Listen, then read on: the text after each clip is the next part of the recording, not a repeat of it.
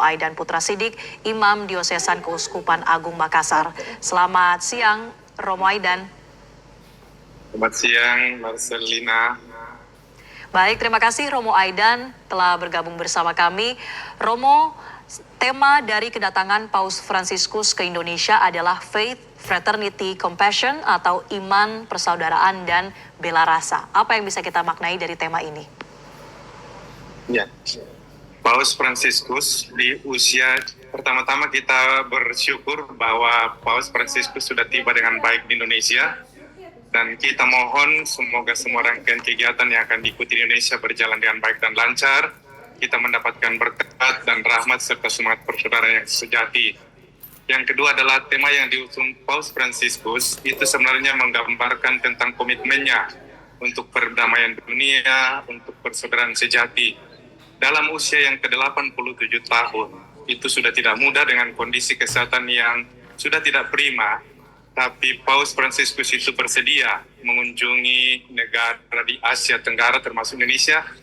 Dia membawa pesan bahwa iman, persaudaraan, dan bela rasa ini yang menjadi panggilan semua orang untuk membangun dunia ini menjadi lebih baik.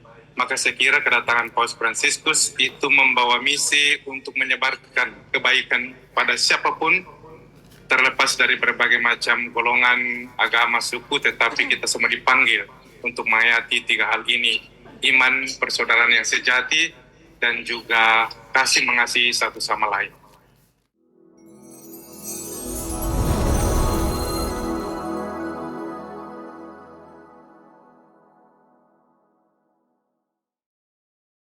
Halo sahabat Komsos dan saudara-saudari yang terkasih dimanapun Anda berada.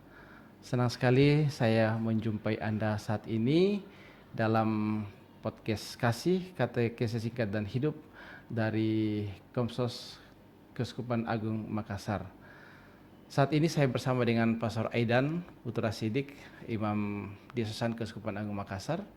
Ya, dalam podcast ini kami akan berbincang-bincang mengenai kedatangan Paus di Indonesia dari tanggal 3 sampai 6 September ya. Meskipun Paus sudah pulang tanggal 6 September itu, tetapi sampai saat ini masih ramai diperbincangkan ya. Gaungnya masih terasa, dan saya kira kita tidak hanya sekedar kagum dengan kedatangannya, tidak hanya bergembira, tetapi kita perlu mendalami lebih jauh supaya ada sesuatu yang lebih bermakna bagi kita, tidak hanya sekedar bahwa kita dikunjungi Paus, tetapi kita merenungkan lebih dalam poin-poin yang dibawa Paus ke Indonesia pada saat kunjungannya ke Indonesia. Dan ada 3 poin ya yang Paus bawa sebagai misi ke Indonesia. Pertama itu iman atau faith, lalu ada fraternity atau persaudaraan, dan yang ketiga adalah bela rasa atau compassion ya.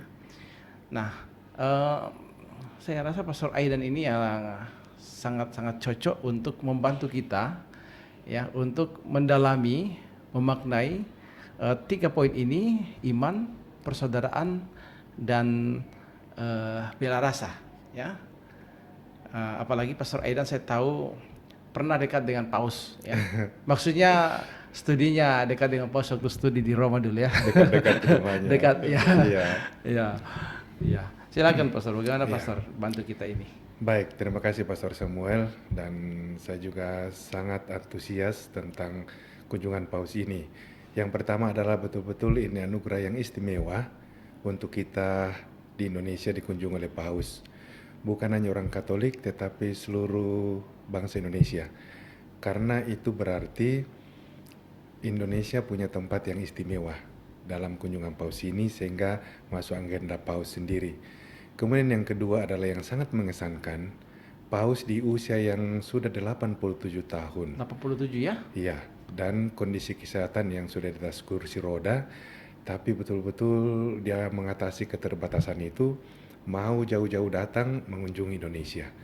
Tadi Pastor mengatakan tentang 3 tema, faith, fraternity, and compassion, dan itu kemudian terbaca betul dari bukan hanya apa yang dikatakan oleh Paus dengan tulisannya atau seruannya, tetapi betul-betul kesaksian hidupnya soal iman. Betul-betul dari jarak yang jauh dari Roma ke Indonesia datang merayakan Ekaristi yang kudus bersama seluruh umat di Gedung Bung Karno Jakarta. Gelora Bung Karno Jakarta 86.000 orang. Itu kan menunjukkan perayaan iman. Dia berani meninggalkan tempat yang jauh, mengunjungi tempat yang jauh dan merayakan iman bersama seluruh umat Katolik yang datang dari berbagai penjuru Nusantara ini. Boleh katakan Sabang sampai Merauke, timur sampai Talaut, iman. Kemudian yang kedua adalah persaudaraan. Paus di usia yang sudah tua itu kita kadang-kadang melihat dia memang tertunduk, ya namanya sudah usia, tetapi ketika berjumpa dengan orang, dengan anak-anak, dengan orang yang cacat itu terpancar itu wajah kedamaian, kegembiraan yang betul-betul natural muncul, dan itu memberikan betul-betul kita inspirasi dan motivasi. Itu saya kira fraternity. Puncaknya adalah tidak hanya kunjungi katedral tetapi juga adalah Masjid Istiqlal. Dan dia disambut oleh imam besar Masjid Istiqlal itu adalah Nasaruddin Umar, dan ternyata beliau adalah putra Sulawesi Selatan dari Bone. Ya, dan keningnya dicium oleh imam besar Istiqlal dan dia cium tangannya.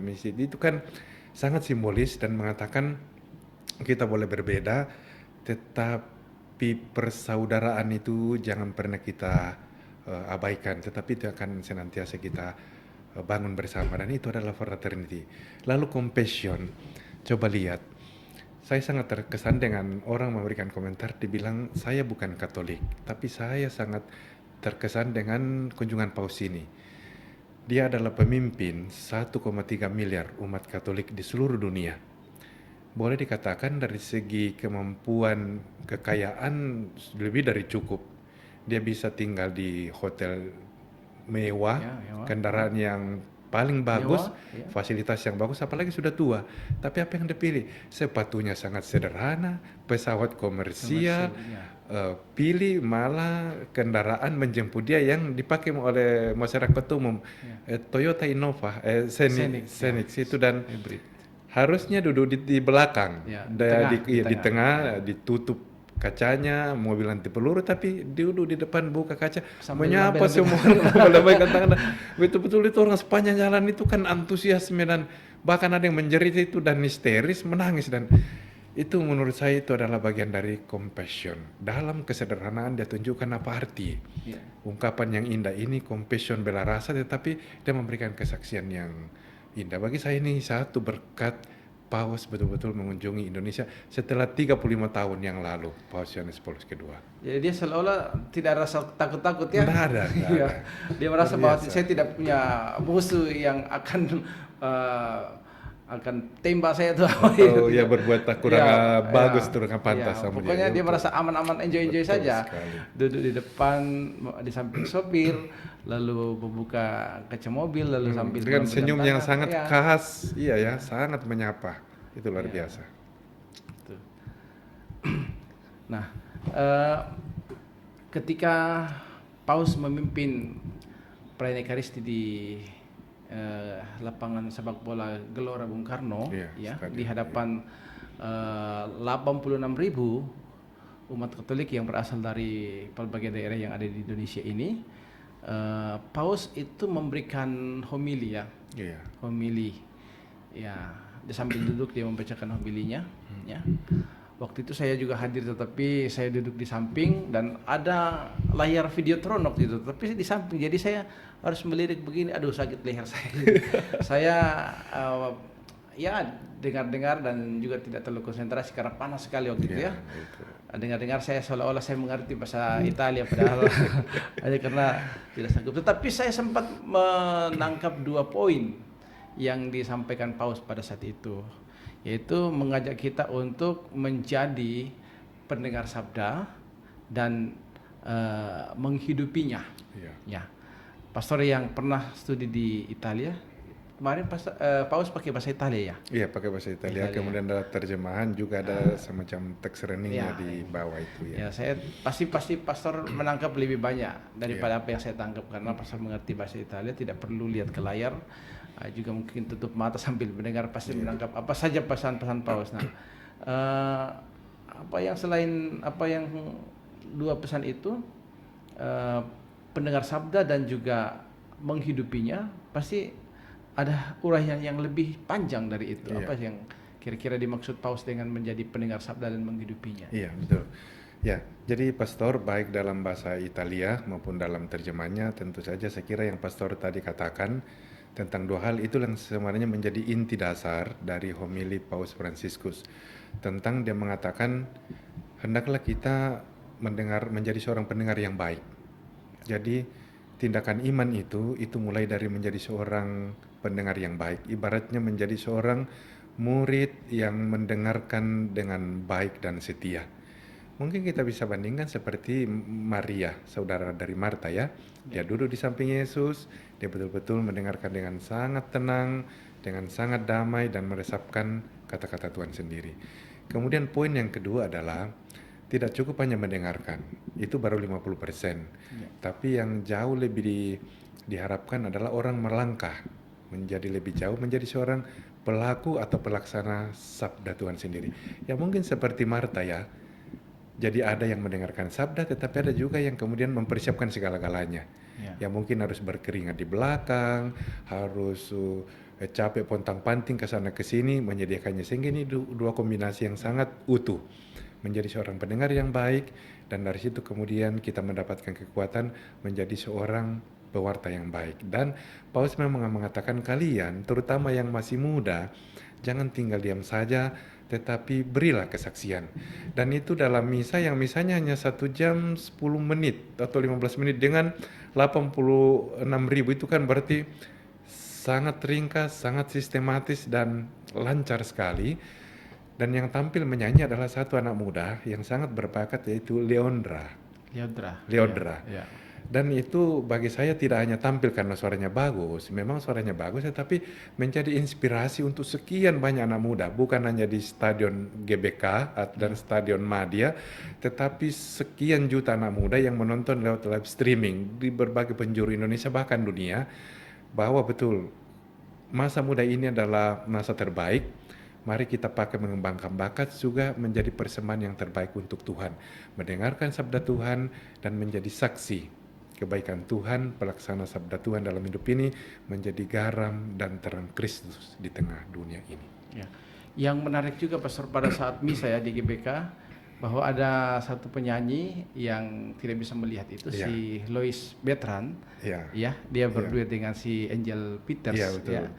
Dan juga pada saat bacaan pertama itu ya, ada yang tidak bisa melihat, tapi dia diberi kesempatan huruf untuk Braille bertugas. dia baca betul. Bertugas. Bahwa memang Paus ini sungguh menunjukkan bela rasanya itu ya. Dia memberi ruang, memberi kesempatan dan sangat menghargai orang-orang yang punya kebutuhan khusus, keterbatasan.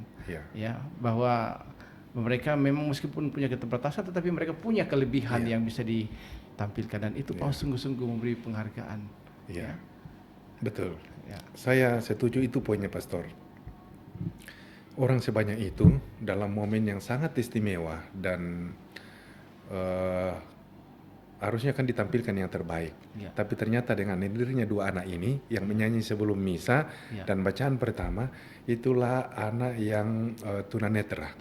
Tapi ternyata perayaan sebesar itu memberikan ruang untuk orang yang tidak sesempurna dengan orang yang normal, tetapi ada ruang untuk itu, dan betul-betul itu meneguhkan. Jadi tetap mereka yang kecil, mungkin tidak sempurna, terpinggirkan, kadang-kadang termarginalisasi, itu tetap dirangkul, dan itu bagi saya sangat meneguhkan. Ketika bacaan pertama yang baca itu adalah Dustin Bernardus, itu anak tunanetra, dan membaca dengan huruf Braille. Dan saya di depan, saya lihat teks dan apa yang dibaca itu sempurna sekali. Saya kemudian merenung-renung, inilah keajaiban Tuhan. Anak ini di satu sisi tidak sempurna inderanya, tetapi Tuhan Maha Adil. Dia memberikan kepekaan indera yang tajam, dan pasti anak ini berjuang untuk mengembangkan indera ini dan berhasil. Itu menjadi persembahan yang terbaik, salah satu dalam misa kudus itu. Jadi sekali lagi, Kalau kita mau bergerak, kita mau mensyukuri hidup ini bagaimanapun situasinya, itu akan bertemu dengan banyak kebaikan Tuhan. Dan itu kita lihat dengan tampilnya dua anak ini. Baik yang menyanyi pun yang membaca, itu betul-betul satu yang sangat inspirasi. Dan saya kira betul, sejalan dengan pesan Paus, faith, fraternity, and compassion. Ya. Ya, memang pada saat misa di GBK itu selain poin-poin itu yang menarik juga ya, ketika kita sudah hampir mendekati misa, ya sudah misa mulai, yang itu awan gelap sekali ya. Sudah mendung. Ya, mendung dan sudah mulai hujan malah sedikit ya. Kita sudah pakai mantel tapi kepanasan, kita buka lagi, kita mau biarkan itu tidak pakai mantel ada. Jangan sampai kita punya kepala ini masuk air gara-gara hujan kita pakai, tetapi akhirnya ini. Lalu waktu itu Romo Yus, bagaimana ini Bapak Uskup ini sudah mau hujan, lalu katakan Bapak Uskup minta kita untuk berdoa 10 kali Salam Maria, ya. Dan semua orang di GBK waktu itu, ya mungkin juga waktu itu pemirsa di rumah yang ikut menonton live streaming diajak berdoa 10 kali Salam Maria, dan setelah itu berangsur-angsur itu menjadi, waduh, cerah sekali. Itu bagi saya pengalaman yang sungguh luar biasa pada saat itu ya. Bahwa Tuhan tidak membiarkan kita dalam keadaan susah yang di luar kemampuan kita. Karena kalau tidak pasti kita akan berhamburan, mungkin juga Paus tidak bisa keliling dengan kendaraan itu. Begitu banyak orang yang ada yang sakit kalau kehujanan barangkali. Itu luar biasa. Kemudian yang berikut, ketika selesai misa, umat keluar dari stadion itu dengan teratur. Ya. Begitu berbahagia, bergembira, menyapa para petugas, menyapa para keamanan yang datang itu. Dan mereka seperti santai sekali. Mereka tidak seperti tidak bertugas, dalam arti mereka tidak susah payah mengatur kiri kanan. Mereka cuma saya lihat begini-begini saja lalu menyapa umat Katolik yang keluar. Wah, itu berarti bahwa kita masih teratur ya. Itu sangat membanggakan. Betul. Ya, baik Pastor. Saya kira ini menurut saya di satu sisi Paus datang itu kita bahagia sekali melihat kehadiran fisik Paus. Tetapi di luar itu ternyata ada banyak pengalaman-pengalaman kecil sederhana. Tapi kalau kita renungkan itu betul-betul menjadi pengalaman rohani, pengalaman iman. Contoh, yang pertama adalah tadi Pastor sudah bilang, 2:30 itu sudah mau hujan. Saya dengan Pastor Romade duduk berdampingan kan, saya bilang sama dia, siap-siap teman, kita akan basah kuyup. Karena itu kan sudah jatuh titik-titik dari atas. Lalu Romo Yusi itu bilang, mari kita mohon kepada Bunda Maria, dan itu kan ada patung Bunda Maria diletakkan di depan itu yang saya kira patung Bunda Maria Nusantara, karena itu khas baju batik dengan lambang Garuda juga dilengketkan, dan itu khas sangat Indonesia, sangat Nusantara. Kita doakan 10 Salam Maria, dan itu saya tutup mata betul-betul. Karena itu pertaruhan yang mudah-mudahan tidak hujan, tapi namanya kita tidak bisa melawan alam. Lalu saya tutup mata, dan itu saya dengar itu gaung, stadion itu penuh dengan satu suara, itu mendoakan doa Rosario. Dan itu betul-betul bulu roma saya itu berdiri. Dan saya diliputi rasa menyatu dalam doa. Pas yang doa Rosario yang ketiga itu rasanya mata saya basah. Saya bilang saya gak lebah ini kok menangis, tapi itu karena terharu.